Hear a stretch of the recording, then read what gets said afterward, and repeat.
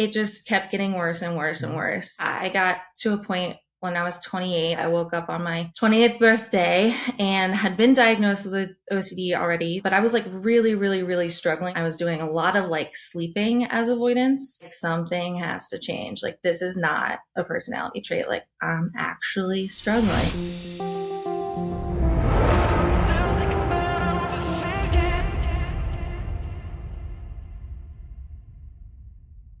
Hi, everyone. Welcome to Please Excuse My OCD. My name is Tyler, and today I have my friend Halima, who is here to talk about their story with OCD, as well as their page, Vase Your Fears, which I think is one of the most creative Instagram pages that you can come up with. So I am here to ask them questions about their life, their experience with OCD, and as well as their creativity and the things that they have been doing with their advocacy. So I had the great pleasure of hearing Halima talk at the OCD conference in Orlando. So I wanted to make sure that I got their story right here in the flesh. And as always, I am not a medical professional, and this should never be taken for medical advice. If you are struggling, please seek advice from a medically trained professional. Halima, thank you so much for being here and taking some time out of your day to chat.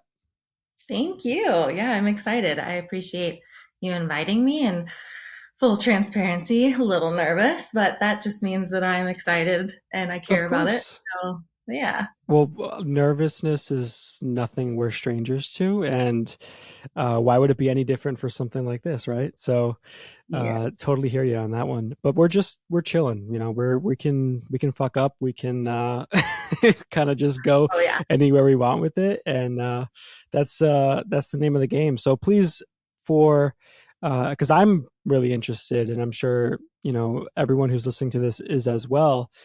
Could you tell me a little bit about your story and your experience with OCD? Yeah.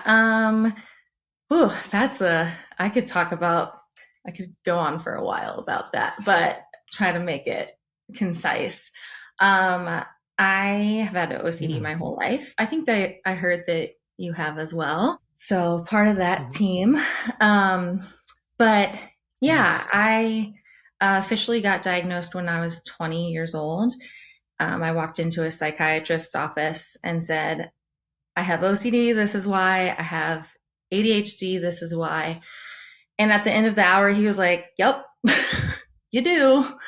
And so, but that was like kind of it for a while. It wasn't until I was 28 that I heard the three letters ERP, exposure response prevention, and really knew that like a lot of what I was dealing with my whole life was OCD, because I've experienced contamination OCD as like one of my content themes since I can remember being alive. Fresh out the womb with contamination OCD. But Feel that. yeah. And then I went to treatment and I was like, I only have contamination OCD.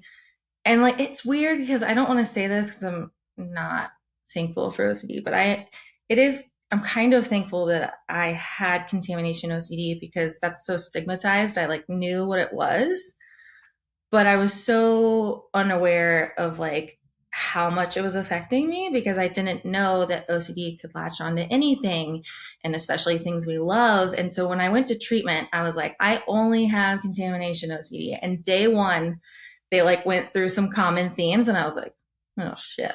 I was like, check, check, check, check, check. Yeah. Right out of the gate, you went in there and was like, hey, I have this, and looking for like that validation to kind of like get an answer. Like, I'm just putting myself in your shoes, and the fact that you already had an idea, or like you were pretty close to like getting that confirmation of like, hey, this is what I have. And I'm wondering, like, for you, was it like, were you researching it? Like, how did you have that like almost clarity that you had that? Yeah. Actually, it's like kind of goes against a lot of like patterns and compulsions that I know about OCD, I was like not researching anything. I was like avoidant of that almost. So I guess in the opposite sense, I had a lot of avoidance around kind of like digging deeper into it. But because OCD, like in my growing up history, I only heard about it being like, oh, you're germophobic or you are super clean, which I don't know, can't see much of my office, Mhm. but I'm not a very organized person.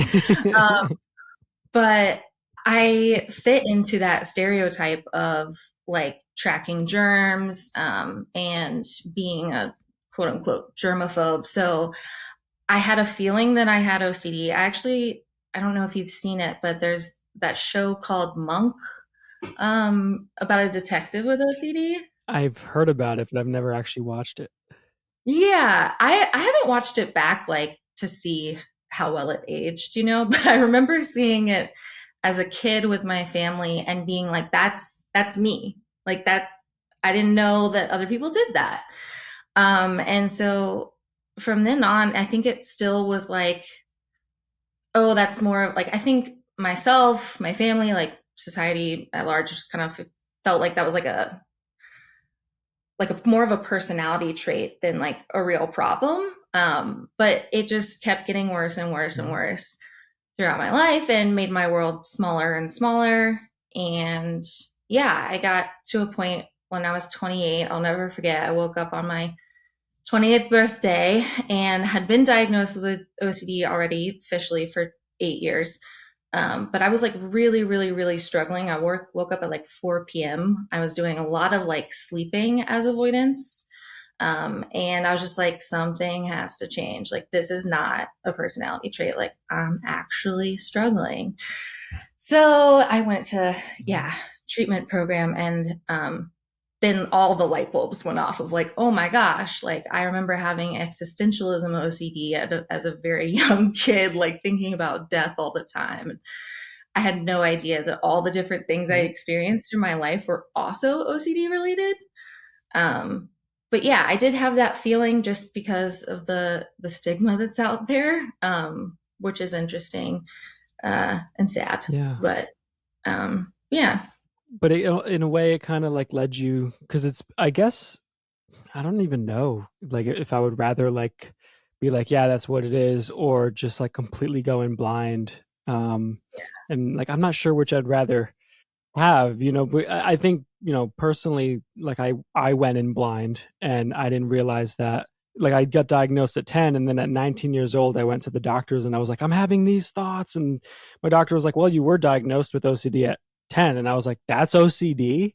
Like nobody's yeah. like kind of like fleshed this out with me. Like I have no idea what this is. So I guess in a way, like yours probably, having an idea and knowing that certain things are kind of OCD related. And then, 8 years later, like you said, waking up on your birthday and being like, shit, this sucks. Like we need to figure this out.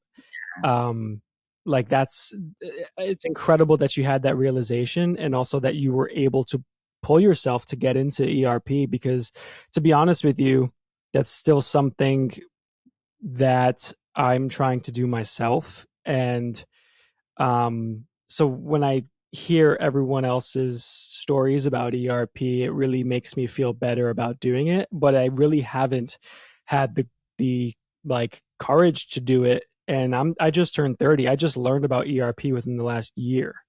So I would love to hear about your experience with ERP. Oh my gosh. Oh, I could go on and on.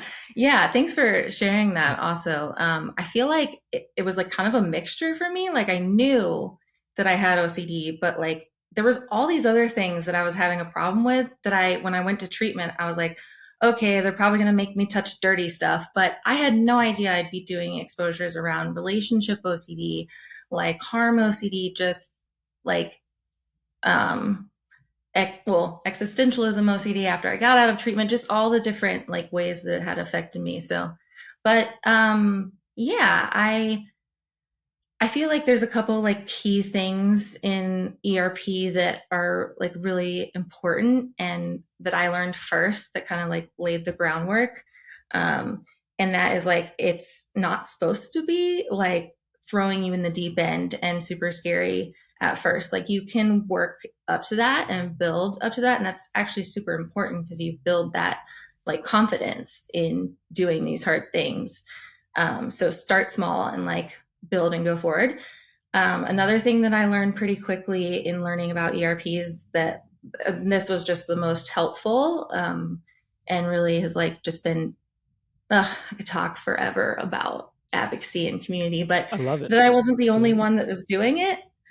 Um, I was, it was the first time I'd met other people with OCD. So I was just like fascinated that like, well, if you can do it, like, do you think I can do it? And I think that the people that I met in treatment really helped me like just get to that point where I could even hear my therapist saying what ERP was.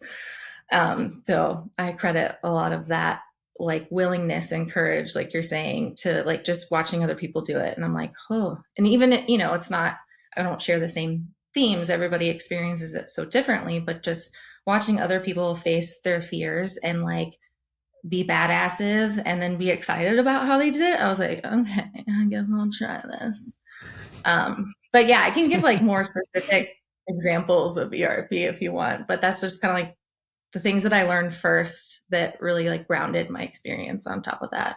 Yeah, no, that was honestly, you bring up a lot of validity in the fact that the community itself is really like it really is a big part of healing, I feel like. And I can only speak from my experience, but even being at the convention, like I saw you give a wonderful, excerpt on yourself, and really, like, I feel like there's a power in community in seeing other people heal. It's almost like when, the empathy aspect of like seeing someone else go through something tragic really does feel tragic to you, and seeing someone else go through something life changing, and them taking massive steps in their own life gives you the, almost like, makes you feel like you have the power to do the same. So there's so much truth to that.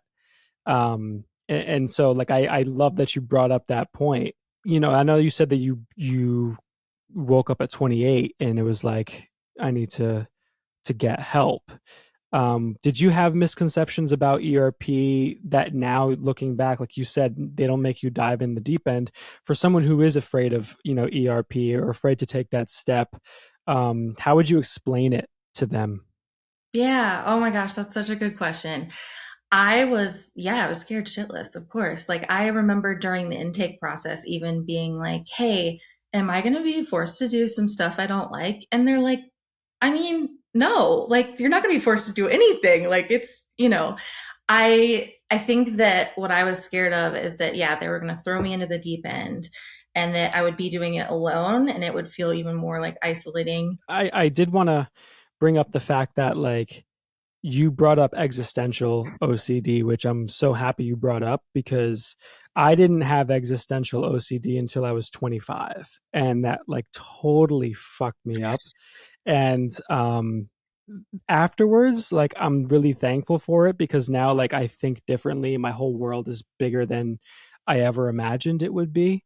But it really is, it's unnerving, and there's really not much for someone to grab onto with existential OCD, because we don't have the answers for what the hell we're doing here. We don't even have the science really when it comes to the self. I mean, there's so many unanswered questions that we could ask.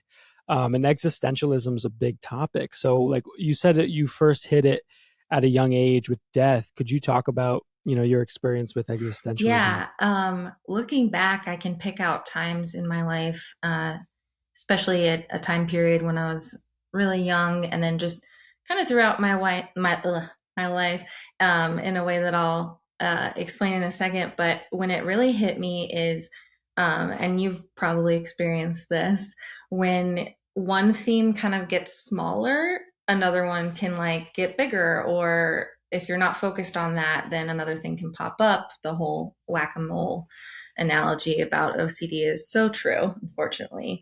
So when I got out of treatment and I went back kind of to quote unquote Mhm. my normal life, my grandfather passed away about 2 weeks later, and that really ignited um, a lot of existentialism, OCD about death. And so I was thinking for months and months about how long and short life is, and like comparing like how much time, like, okay, I'm 31 now. So I'll say it like if I'm thinking about it now, I'd be like, okay, well, I've lived 31 years. And so when I live the next 31 years, I'll be 62. And so the past 31 years felt like this. So then is it going to feel like I would compare like how long and short time felt and try to do all this like mental math. And started thinking about my own death, my parents, really super triggering because I'm very, very close to them. And just like thinking about like the natural path and the cycle of life Yeah. was like, it was a lot. Yeah. It's overwhelming for anybody at any age, but with OCD, it's like, it's an added, you know, like side to it because you really are searching for answers and you're trying to avoid that discomfort of these big questions. And I think the fact that you were, really young, like I feel like that's, normal for a lot of kids. Like I remember the first time I realized you couldn't go backwards in time. And I was like, what do you mean? Like, what do you mean I can't go back? So, um, like it's those are questions that are like really hard to answer at any age. And then to be a kid trying to, or like being young to figure it out plus OCD, I mean, that just sounds like extremely extremely hard, and so I give you a lot of credit for even like being able to get to the other side of that and now look back on it, with a certain clarity, because I feel like that's a harder type of. I know everybody talks about like all these subtypes are really, they all kind of are the same, right? But a lot of it has to do with the way we believe and the way we feel about a subtype.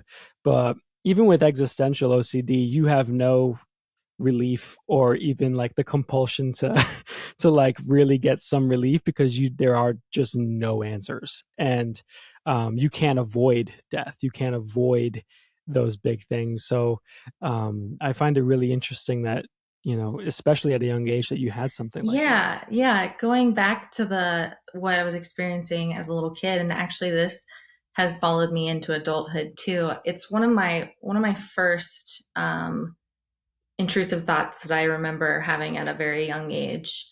And it was, if I don't do XYZ, I'm going to kill myself. And I don't want to, and I never have wanted to, but my brain just, like little things, like even like if there's like a sock on the floor, it would just pop into my head. If I don't pick that up, I'm going to kill myself. And so then I would do that because I was, I guess, afraid of Mhm. that, like, prophecy or you are what you think kind of vibes, like that fulfilling.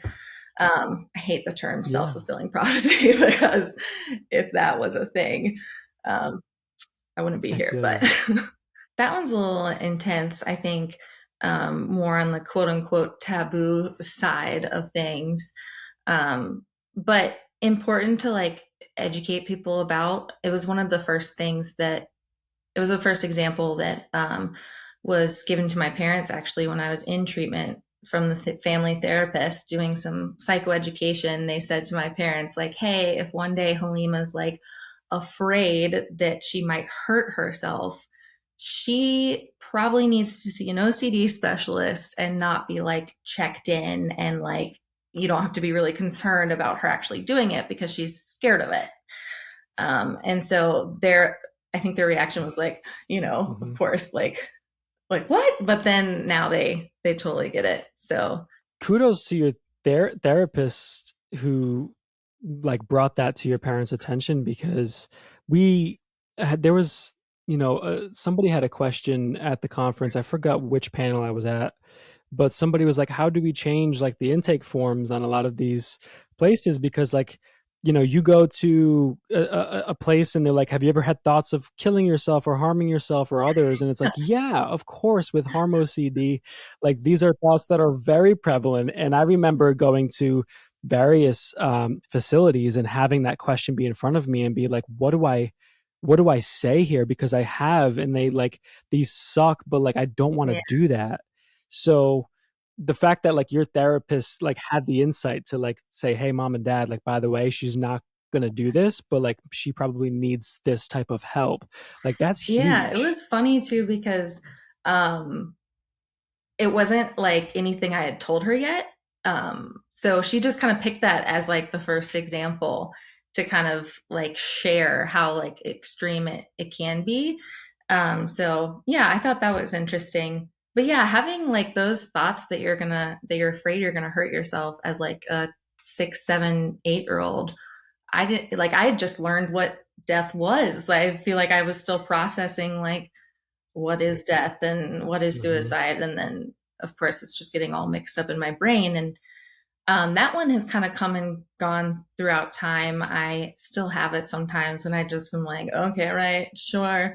And I try not to do the thing that my brain is telling me to do. Hmm. But I have ADHD, It OCD, is. CPTSD, so complex post traumatic stress disorder, and then MDD, major depressive disorder. And I like to think that, like, I just explain this to people, including my therapist, and just people that I'm trying to like educate about how these, like, quote unquote, comorbid, that sounds really scary word, but things can happen and how they can kind of be like Yes. overlapping Venn diagrams. Like it's kind of sometimes I have a hard time pulling out what's what. But I describe it as like there's four runners doing a little relay race and they just pass the baton to each other and I'm just like watching. And I'm like not rooting for them.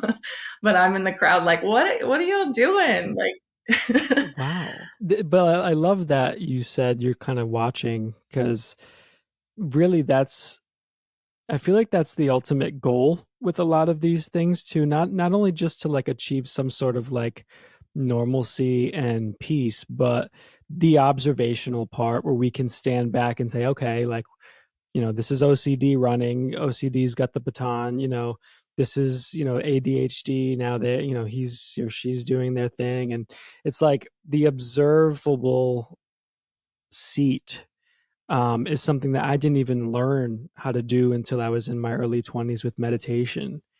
And um, I feel like it really is an important part, especially, and I could be wrong here, but like with ERP, is there like a function where it's more about just observing it and not getting involved, when you do an exposure and not doing the things that you normally would do with your compulsions? Like, is there that aspect of it where it's like, I'm just going to observe like how I feel and just like sit in it? yeah, definitely. As long as it doesn't turn into like this kind of like avoidance or like disconnection from it.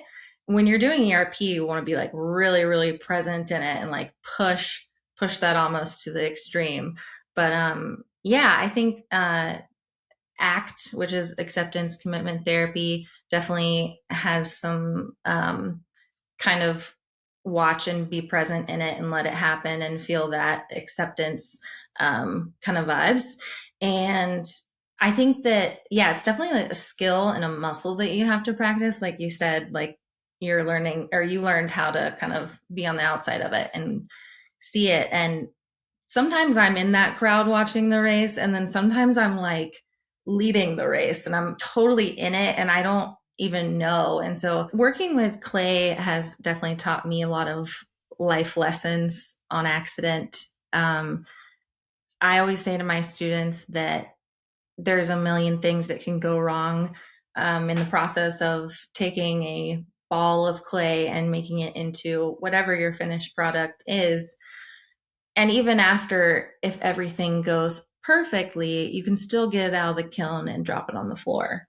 So I think that clay has like an inherent way to like push us and like be okay with like being uncomfortable and like not getting attached to things and um it's funny when people come into like a class the first time, they're like, "Oh, I did this because I like want to chill and like this isn't so relaxing." And I'm like, "Oh, honey, it's not gonna be for the first couple months."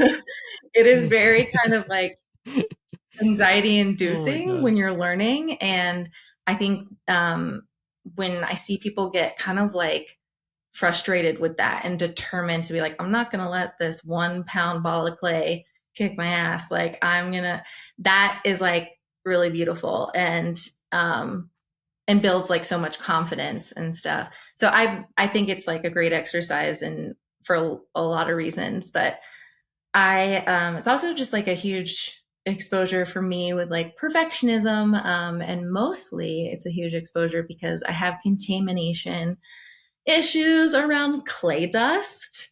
So that's been, yeah, Mm. it's not fun. I think it didn't like start immediately when I started working with clay. I actually felt like really free in the studio from contamination OCD because I was like, well, everything's dirty. So I don't care, because it's all dirty all the time. And so I noticed myself tracking Hmm. things a lot less in clay studios and um, worrying about washing my hands a lot less. And so, of course, OCD is like, "Oh, you like that? Oh, you like that? Okay, then let's come up with something else that you can focus on that you don't like about it." So, started being super focused on yeah, silicosis is like a very unlikely thing that can happen Hmm. to people who are around clay dust a lot. And so my OCD just takes that and runs with it. So working with clay is definitely like a big fuck you to OCD. I have been teaching pottery for about 7, 8 years, and I just started Vase Your Fears like maybe a year and a half, 2 years ago. And it was just because I threw this vase and then I hit it on accident with my hand and it got all messed up, but it was like still kind of cute. And I was like, I'm gonna vase my fears and finish it anyways. And then I was like, wait, that's not good. So that's how I came up with the name. And I just, yeah, I'm really enjoying making art with pun intended OCD themes. It is really cool when I'm like out in the world. I don't do markets a lot, but I do them occasionally. And when I do, just kind of put myself out there in a booth in a market with a bunch of other artists. But like, I'm very like, I have pots that say like bad bitch, like just fuck OCD. Like I have one on my desk right Hmm. now, like this one. And so when I'm out there, I I usually meet one or two people that come up to me and they're like, "Wait, I have OCD." Like, "Oh my God, I've never met anybody with OCD." I'm like, "Well, I have OCD." And so that's really cool to make those connections and bring like OCD awareness into spaces that you might not otherwise find it. Yeah, that's something that's I feel is important because it really is very much a stigmatized, like taboo, difference. And I think that is the only way we're going to break that down and allow for other people to come on in and tell their story and heal through that. So when you take something like, your OCD and you're creating things like you're mixing that with what you love. And I mean, going to markets, sharing that, and hearing people tell their story or like opening up to you in a way where it's like, hey, I have that too, or I think I might have that.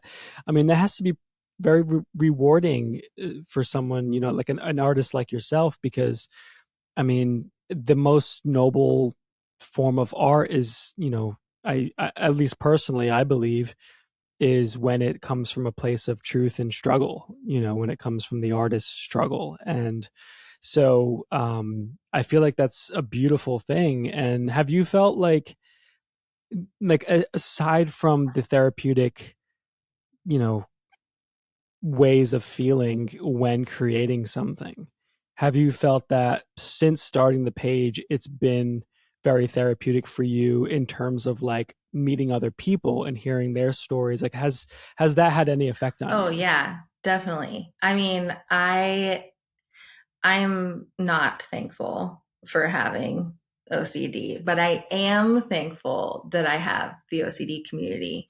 Whenever I meet somebody that I haven't met before that discloses they have OCD to me, I'm like, hell yeah. Like, it is not the best club, but it is the best. Like, we have the best club members. Like, I think that people with OCD are a special breed of Yes. human. We're, we care so much, like, so much. It becomes a problem. Yeah. And so I, connecting with people Yeah. through Vase Your Fears has been really cool. I was very nervous at first to like put myself out there and put my name out there. I did it in like small stages at first. I made an advocacy page and didn't share my name. And then I started to share my name. And then people in my life that like know me not through Vase Your Fears have, come to me and been like, I have OCD. And I'm like, oh my God, we've been friends for like 15 years and I didn't even know. And so, yeah, I think that is really indescribable. I love the connections that we can make with each other and just not feeling so alone. Like before I went to treatment, so for 28 years, I had never met somebody that thinks like I do. And I'm sure you felt the same way at the conference. It's just like, everywhere you look, you're like, you get it, you Yes. get it, you get it. You can get in the elevator and just be like, so what are your themes, And like people are just so down to talk about it, Yeah. which is so amazing. And I think I mentioned this earlier, but I do like having like little reminders in my physical space of like, oh, okay, bitch, you have OCD. Like this is something that's real and affecting you in ways that you might not know at this moment. And so it kind of like triggers like, oh yeah, I have OCD and I'm really zoomed in and stuck on this one thing. And so then being able to make items like that for like other people, like if you have like a mug that says like maybe, maybe not, and you're just like obsessing about something and then you see that and you're like, oh, right.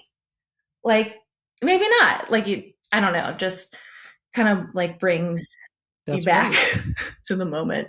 I love that. And I think that's what art is at the end of the day. One of the many facets of art. One of them is to remind you. And so you're doing that. I mean, you're doing that for yourself, you're doing that for other people.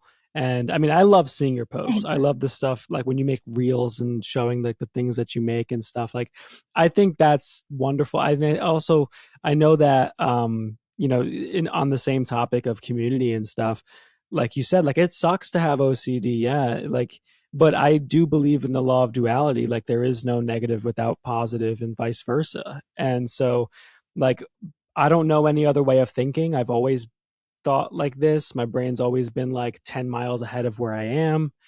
And so, but if I didn't think like that, I wouldn't have been able to create certain things. I wouldn't have been able to meet, people such as yourself and feel like I'm a part of a community because as soon as I meet someone who has OCD, like you said, and you go up to them and you're like, oh my God, like you understand how my brain works and I understand how your brain works. It's an immediate connection that is deeper than just like anyone else, So it's something that's very special. And like you said, as much as it sucks, the community with the people in it do not suck.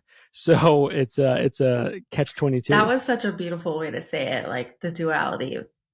Because I think that like in a lot of ways, people with OCD, like we can get so black and white about things and forget that's like some things are both, some things are gray. Like, so yeah, I do definitely agree with that. Like OCD sucks, but yeah, if I didn't have it, I mean, being in recovery and like being an advocate, that's like totally changed my life, and brought me so many new friends that I can't imagine not knowing now. And that connection that you get when you're like, oh, you have OCD, I have OCD, it's just, it's not like you're like, oh, we both like pizza. It's like, no, my brain works the way your brain works, and like you get it, and I can say some batshit crazy stuff that other people might be like, what? I can say it to you and you're like, yep, same, and that is just like so Hmm. special. I have so many sticky brained besties and you're now one of them too, that I'm just like, I get to learn from and I get to like Likewise. encourage and like root for. Um, and it's like such a unique community and it's starting to grow. And I love talking to people that are like, oh, I just got diagnosed like a year ago. And everybody's at such a different stage in their recovery. And so I think like the more we share with each other and the more that we take that knowledge like outside of the OCD community, and share with others, like it's growing in such an amazing way. And I'm like so happy to be a part of it. Yeah, I really can't imagine. It's like watching like your little pet grow. Yeah. Yeah, I'm like, oh, I'm rooting for you. Like, I don't have a kid, so I can't. same here. Yeah, I have a little puppy. And Yeah, she's anxious as hell. Sometimes I think of her. I saw the pup pictures on Instagram. Yeah, sometimes I think of her as like the physical manifestation of my anxiety. I'm like, oh, puppy.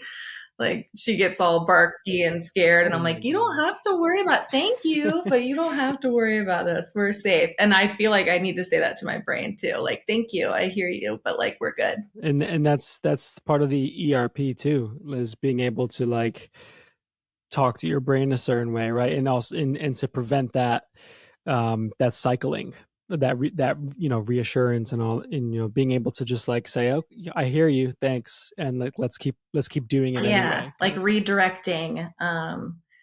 I always like to think of like, we talk about a lot about values in recovery, but I like to think about like that as not such like an ambiguous like thing that I know values are things that never end. It's not like a goal. It's like I have a value of being a good friend.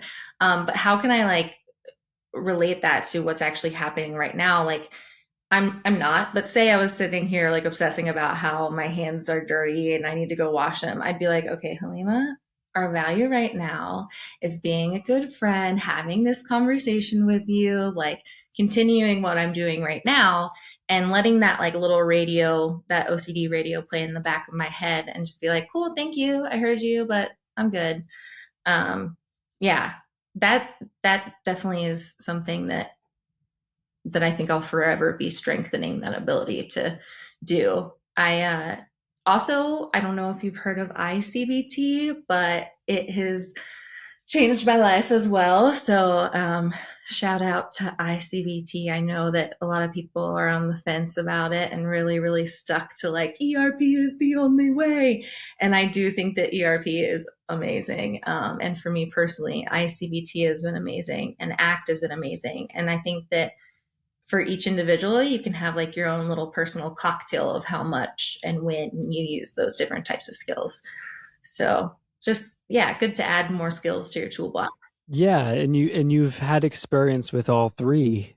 And I'm not sure if I've met anybody who has experience with all three. At least maybe because I'm still new in the community. I've only started the podcast in January, so I'm still like getting my feet wet. But and I'm still learning about all of these things too. So for the community that is like, ICBT versus ERP and they battle each other, um I like how you brought up that it could be like a cocktail for, whatever works better for you, whatever is actually proving to be better for your overall health and actually getting you past that point that you're trying to get past, um to kind of lean into that, right? So there is not a one size fits all for recovery, and there's not a one size fits all for OCD itself. So it's about being able to lean into what works for you, in a way that's not keeping you, from just getting by, but actually getting you to a place where you can live your life again. We were talking about the whole like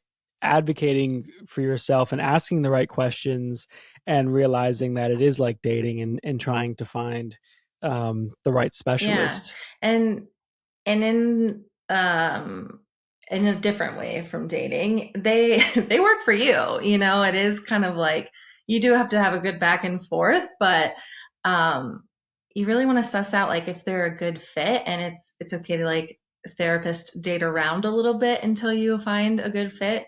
I know wait lists are long and they suck. So that's why I'm also like, well, if you have someone you already like, then could they do some ERP training or could they consult with an ERP therapist about you? So just like making those connections. And yeah, it's also hard too. I think that in the population of people that are struggling and have no idea that what they're struggling with is OCD, that's the hardest part. Um, I just feel like how do we find those people and how do we make sure that the doctors that they're seeing in their everyday lives like maybe know just a little bit about OCD so that they can say like if you go to your primary care therapist and it's like you're asking for reassurance and you're like doing all these very classic OCD things, like how do we educate like just doctors in general to be like, hey, wait a second, like, I don't think we need to x-ray you for the millionth time. I think you might have obsessive Mhm. compulsive disorder. So I think that's definitely like one of the things I Yes. want to do in my advocacy work. The people that catch that somebody's suffering with OCD, like that's their first introduction into like that being a problem. And then hopefully they can get, proper care and treatment after that. But yeah, like how do we just, I don't know, tell everyone? Well, that's the advocacy part that we're trying to really bring home because, I was really excited about the podcast before the convention, but being at the convention and meeting people and seeing how people with OCD are advocating in such a way beyond just social media, being at these conventions, being able to network with people there, which end up, teetering off into like individual discussions at private practices and things like that.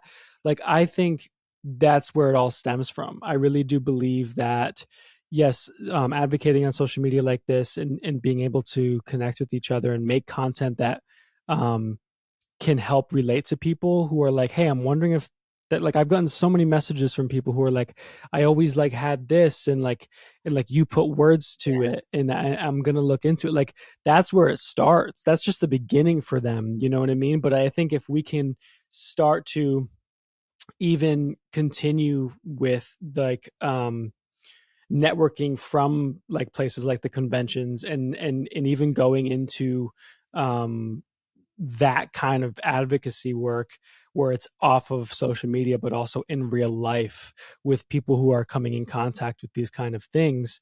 I don't know how, like, I don't know what the first step would be in that regards, but like you just said, like even asking your doctor, like, hey, like, can I come in, like I can come in and talk about it, like I'd love to talk about like my condition with OCD, like that can be so helpful in the terms of like literally helping the frontline people who are seeing people on a daily basis, the frontline doctors, therapists. Like, I think everybody who works in a clinician setting like should be aware of what OCD is and how it works, because you never know what you're going to Yes, get. it's so different for everybody. OCD attacks what we love, and everybody loves different things. And so I think, yeah, like my psychiatrist's husband works as an ER doctor, and if he didn't have like the experience of like his wife working with people with OCD, he might not have caught a couple people that he's like, "Hey, I've seen you in the ER like 3 times this week. Like, we should talk about OCD." Like, I think that, What's yeah, I going think on? that's so important. Just more general knowledge around it because um, I feel like all of us have some type of experience of like hearing about OCD before we realized we had it and was like, well, that's not me because I'm not like, I even like knowing that germ tracking was like a part of OCD. I was like, well, I don't have that because I'm not organized and I'm not like super like type A. I'm not, Mm-hmm. but that's not what it is. And so like it's just, yeah, getting that awareness out there. And I think that social media plays an interesting part because it can help connect a lot of people, and connect advocates and clinicians and people with lived experience. But then, yeah, like how do we take that, and still do everything on social media, but how do we like take that into the world and get it out there? Yeah, I was actually thinking the other day, I saw two doctors Yeah. recently and I was explaining this to them and I was like, yo, I make little handouts for like my pottery classes with like, this is how you do this. And I'm like, I should make a little handout that's like, here's the basics of like the OCD cycle, some ways that it might pop up, and just like give it to them, be like, here you go. You have some homework, read this, understand it. I think that's great. I think that's Yeah. wonderful. They are the front line, members of our community, is the doctors, the clinic, like, doesn't matter what part of the health sector you're working in.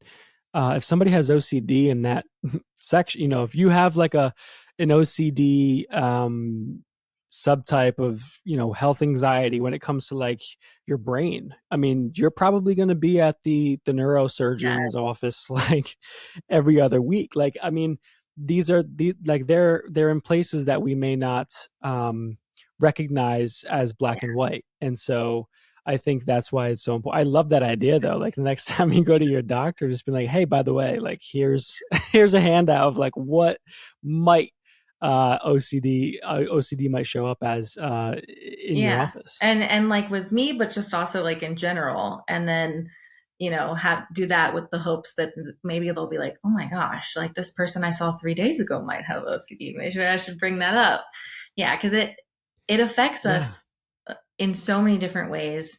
And what you just said about like people with health anxiety going to the doctor, like I just thought about like what if like a teacher like quits their job because they are experiencing POCD, and then it's like, how do we reach those people that are like, you don't need to quit your job, baby, like you're a great teacher, but like, so Yeah. just like bringing it into like the larger systems like schools and doctors offices, and like how do we get that information out there. It's an ongoing process, but I hope that when we're chatting when we're like 75 years old, It that we're is. like, remember back in the day when we had to like explain OCD to people? Like that's the dream, right? That is the dream, and I honestly feel, and this is in no way a delusion of grandeur. I honestly feel like we are not like, like me. I'm talking about like our generation who's on social media talking about OCD. Like we're like the pioneers, even like the past 10 years, the people who came out and started talking about OCD more and more. Like those are the pioneers of being able to like open the door, open the discussion points up for OCD, because this is still very new to a lot of people, and it's still like a very small community. So I really do believe, especially with the beginning of social media too, that like give it another 5-10 years, this community could be much much bigger if people are willing to learn about it. So I am very hopeful that we're going to continue to educate and also advocate with each other, when it comes to Yeah, OCD. definitely.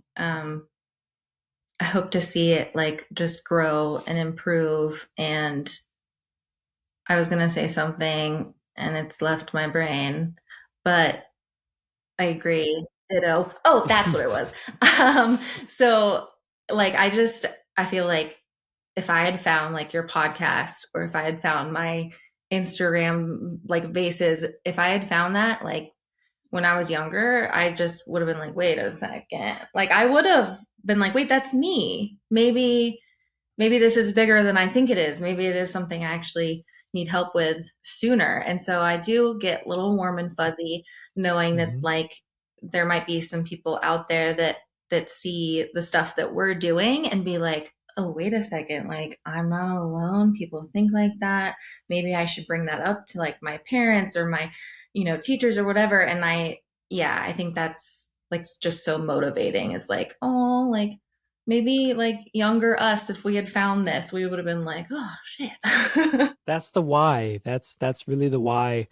And I know that personally it's kind of an ode to 10-year-old me, because like I wanted to make the podcast that I wish that I saw and heard about as a 10-year-old, because I felt completely just like completely isolated for like most of my life. Yeah. So that's exactly why we do this. So I really am so appreciative of your work, the work you're doing. You did incredible at the IOCDF Oh, conference. Like, it was just wonderful, and I'm so glad that you're able to tell your story and continue to share it. And I'm excited for people to hear your story and dive into your work. So I also I always like to kind of segue with this question. Well, one, where can people find you? And two, is there anything left in your bucket that you want to share with oh, everyone? the OCD bucket's never empty. I do want to say real quick that I listened